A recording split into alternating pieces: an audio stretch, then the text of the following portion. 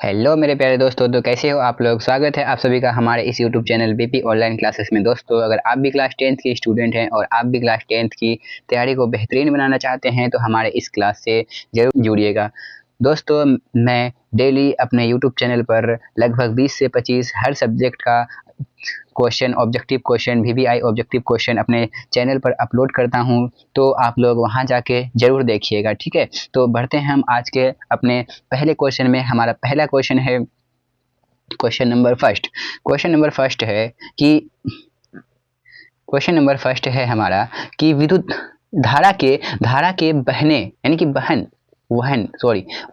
धारा का वहन। इसका मतलब ये है कि जैसे धारा बहती है ना, तो धारा जो बहती है तो उसी को हम लोग क्या बोल रहे हैं, धारा का वहन, ठीक है। तो धारा का वहन यानी कि धारा जो बहती है करने वाले चालक के चारों ओर क्या उत्पन्न होता है। तो याद रखिएगा कि जब हमारे घरों में या फिर बिजली आती है या फिर वहाँ पे जो धारा चलती है, तो याद रखिएगा कि वहाँ पे जो है ना, वहाँ पे विद्युत क्षेत्र उत्पन्न होती है। क्या उत्पन्न होती है? विद्युत क्षेत्र क्या होती है, वहाँ पर उत्पन्न होती है, ठीक है। याद रखिएगा कि ऑप्शन क्या हो जाएगा हमारा बी। याद रखिएगा विद्युत क्षेत्र नहीं, विद्युत क्षेत्र तो हमारे जब चलता है तारों में या फिर तारों में, हमारे घर के उपकरणों में या फिर तारों में जो विद्युत धारा जाती है, तो वो धारा जाती है, लेकिन उसके चारों ओर जो उत्पन्न होती है ना, तो वो क्या होती है, तो चुंबक के क्षेत्र उत्पन्न होती है, ठीक है। चलते हैं हम अब अगला क्वेश्चन है हमारा क्वेश्चन नंबर 2। क्वेश्चन नंबर 2 है कि सीधी धारा बहन करने वाले चालक के चारों ओर चुंबक की क्षेत्र रेखाएं होती है, यानी कि कैसी होती है, यानी कि जब भी जो धारा जब बहती है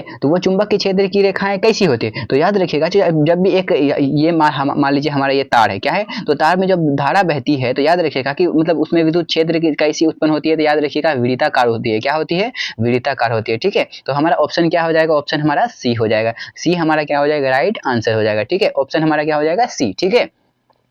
चलते हैं हम अब अगले क्वेश्चन की ओर। अगला क्वेश्चन है हमारा क्वेश्चन नंबर 3 यानी कि क्वेश्चन नंबर 3। क्वेश्चन नंबर 3 है कि चुंबक के क्षेत्र की दिशा ज्ञात करने के लिए किस नियम का उपयोग किया जाता है। तो याद, चुंबक के क्षेत्र की दिशा ज्ञात करने के लिए हम लोगों को फ्लेमिंग के दाएं हाथ का नियम का उपयोग करना पड़ता है। अगर धारा ज्ञात करने के लिए किसका उपयोग करना पड़ता है, तो फ्लेमिंग के दाएं हाथ का नियम, ठीक है। चलते हैं हम अब अगले क्वेश्चन की ओर। हमारा ये क्या हो जाएगा? राइट आंसर हो जाएगा, ठीक है। क्वेश्चन नंबर 4 है हमारा कि विद्युत धारा के कारण चुंबक के प्रभाव की खोज किसने की थी। तो याद रखिएगा कि चुंबक के प्रभाव की जो खोज की थी ना, वो किसने की थी, तो ऑर्स्टेड ने की थी। किसने की थी?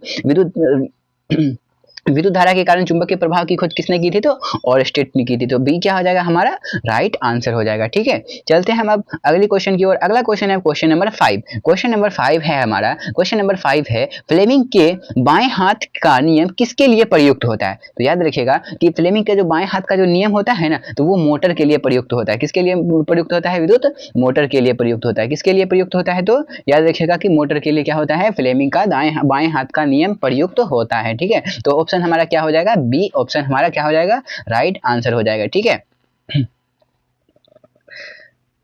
दोस्तों, अगर आप लोगों को क्लास अच्छी लगती है तो लाइक जरूर कीजिएगा, ठीक है। लाइक और हमारे इस चैनल को सब्सक्राइब जरूर कीजिएगा और अपने सभी दोस्तों तक शेयर जरूर कीजिएगा। चलते हैं अब क्वेश्चन नंबर 6 की और। क्वेश्चन नंबर 6 है हमारा विद्युत मोटर किस सिद्धांत पर कार्य करती है। तो विद्युत मोटर जो होती है ना यार दोस्तों, तो विद्युत मोटर याद रखिएगा कि विद्युत मोटर जो है वो विद्युत धारा के चुंबक के प्रभाव पर कार्य करती है। किस सिद्धांत पर कार्य करती है? तो विद्युत धारा के चुंबक के सिद्धांत पर कार्य करती है। तो बी क्या हो जाएगा हमारा? राइट आंसर हो जाएगा, ठीक है। ये सब क्वेश्चन अक्सर एग्जामों में पूछा जाता है, तो याद रखिएगा ये सबको, ठीक है।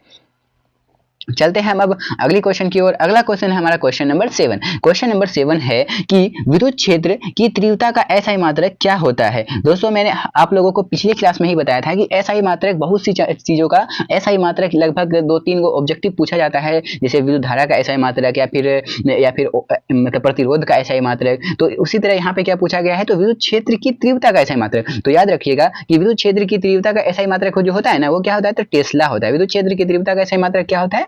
टेस्ला होता है। तो एक क्या हो जाएगा हमारा? राइट आंसर हो जाएगा, याद रखिएगा, ठीक है।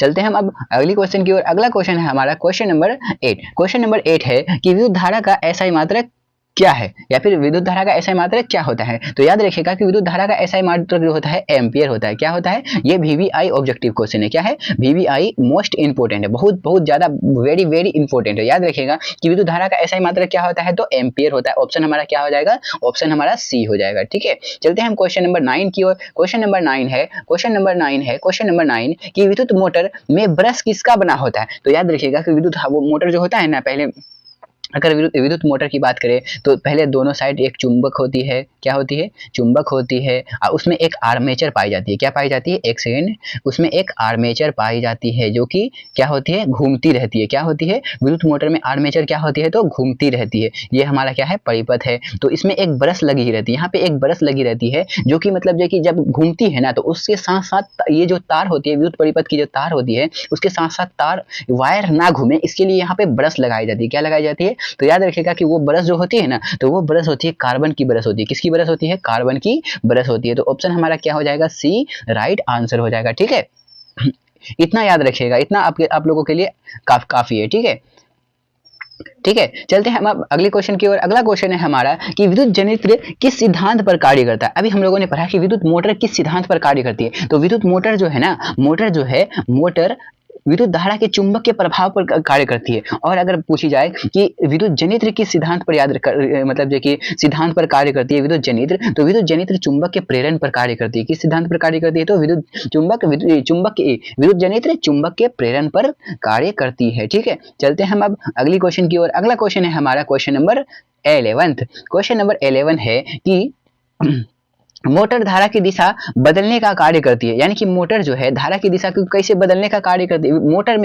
मोटर में धारा की दिशा को बदलने का कार्य कौन करती है। तो याद रखिएगा कि मोटर में जो है ना, धारा के बदलने की दिशा को बदलने का कार्य कौन करती है, तो कम्यूटेटर करती है। कौन करती है, कम्यूटेटर करती है। ठीक है, तो मोटर में धारा की दिशा बदलने का कार्य कौन करती है, तो कम्यूटेटर करती है। ठीक है, चलते हैं हम अब अगली क्वेश्चन की ओर। अगला क्वेश्चन है हमारा क्वेश्चन नंबर 12। Question number 12 12। विद्युत मोटर मुख्य कार्य है, विद्युत मोटर का मुख्य कार्य है। तो विद्युत मोटर का मुख्य कार्य क्या होता है, तो याद रखिएगा कि विद्युत मोटर का जो मुख्य कार्य होता है ना मेरे प्यारे दोस्तों, विद्युत मोटर का मुख्य कार्य होता है विद्युत ऊर्जा को किसमें, विद्युत ऊर्जा को यांत्रिक ऊर्जा में परिवर्तित करना। किसमें, विद्युत ऊर्जा को। हमारा क्या हो जाएगा, ऑप्शन नंबर क्या हो जाएगा, बी राइट आंसर हो जाएगा। ठीक है, चलते हैं हम अब अगले क्वेश्चन की ओर। अगला क्वेश्चन है हमारा क्वेश्चन नंबर 13। क्वेश्चन नंबर 13 है कि डायनेमो से प्राप्त धारा कैसी होती है। यानी कि डायनेमो से हमारा किस प्रकार की धारा प्राप्त होती है। तो याद रखिएगा कि डायनेमो से जो है ना, वो एसी धारा भी प्राप्त होती है, डीसी धारा भी प्राप्त होती है। तो क्या हो जाएगा हमारा आंसर, तो हमारा आंसर दोनों हो जाएगा। क्या हो जाएगा हमारा आंसर दोनों हो जाएगा। ठीक है, याद रखिएगा हमारा क्या हो जाएगा, ऑप्शन सी हो जाएगा। Most important question. ठीक है, चलते हैं हम अब अगली क्वेश्चन की ओर। अगला क्वेश्चन है हमारा क्वेश्चन नंबर 14। क्वेश्चन नंबर 14 है कि बैटरी से प्राप्त विद्युत धारा किस प्रकार की होती है। अभी हम लोगों ने पढ़ा कि डायनेमो जो होती है ना, तो डायनेमो दिष्ट धारा भी होती है और प्रत्यावर्ती। यानी कि दिष्ट धारा अगर बोली जाए तो डीसी, सॉरी एक्सेंट, तो दिष्ट धारा अगर बोली जाए तो क्या होती है, डीसी, और प्रत्यावर्ती धारा बोली जाए तो एसी। क्या बोलते हैं, प्रत्यावर्ती धारा को क्या बोलते हैं, एसी। तो अगर बैटरी की बात अगर बोली जाए तो बैटरी से जो है ना, तो बैटरी से जो है क्या प्राप्त होती है, तो दिष्ट धारा प्राप्त होती है। किस क्या प्राप्त होती है, बैटरी से कौन सी धारा प्राप्त होती है, दिष्ट धारा। यानी कि दिष्ट धारा कैसी होती है, तो दिष्ट धारा सीधी चलने वाली धारा होती है। अगला क्वेश्चन है हमारा क्वेश्चन नंबर 15, जो कि आज का हमारा ये क्या है, आखिरी क्वेश्चन है। ठीक है, चलते हैं हम अब अगली आखिरी क्वेश्चन की ओर, देखते हैं क्या बोलता है आखिरी क्वेश्चन। ठीक है, आखिरी क्वेश्चन है हमारा विद्युत क्षेत्र रेखाएं, सॉरी एक सेकेंड, विद्युत क्षेत्र रेखाओं के लिए कौन सा कथन जो है हमारा असत्य है। यानी कि विद्युत क्षेत्र रेखाओं के लिए जो है हमारा कौन सा कथन असत्य, यानी कि कौन सा सही नहीं है। तो आगे पढ़ते हैं ऑप्शन। ठीक है, पहला ऑप्शन है हमारा कि रेखाएं काल्पनिक होती है। ये सही है, बिल्कुल भी क्या है, बिल्कुल यहाँ ये क्या है, बिल्कुल क्या है, सही है। यानी कि रेखाएं काल्पनिक होती है, सच में रेखाएं काल्पनिक ही होती है। ठीक है, चल अगला क्वेश्चन है हमारा